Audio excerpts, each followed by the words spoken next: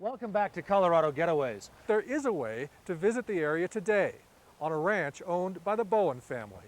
Morning of November 29, 1864, troops under the command of Colonel John Shivington surveyed a sprawling Indian encampment from this bluff, a village led by Cheyenne Chief Blackkettle.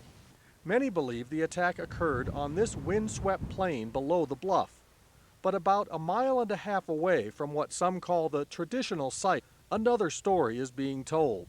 Well, my parents purchased this ranch in 1949. Chuck Bowen grew up here along the mostly dry banks of Sand Creek. Since the late 1990s, more than cattle has been raised on this ranch. Now these were found here. They're usually 2 or 3 inches deep. The bullets are arrowheads. They've been raising artifacts out of the ground. The military buttons were all found right together, as were the arrowheads near them. I believe this is right where, or at least very near here, where Blackkettle himself was actually camped. Using a metal detector, Bowen has discovered 15 teepee sites in this one area. Okay, this butcher knife was found just behind us a short distance, and it was 6 or 8 inches deep, and still has a wood handle intact on it.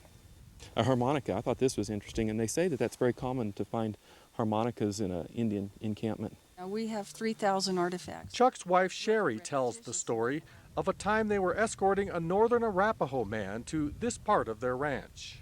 And he had tears streaming down his eyes. And he said, "This is the place where my people died."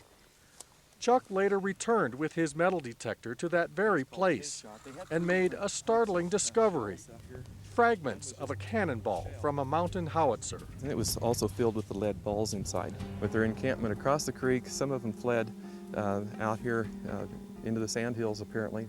And as they fled through here, the cannons were already in place. We knew we found it. As debate swirls around facts and interpretation of history, Chuck and Sheri Bowen hope the artifacts they find on their ranch will help sort out the truth about what happened at Sand Creek.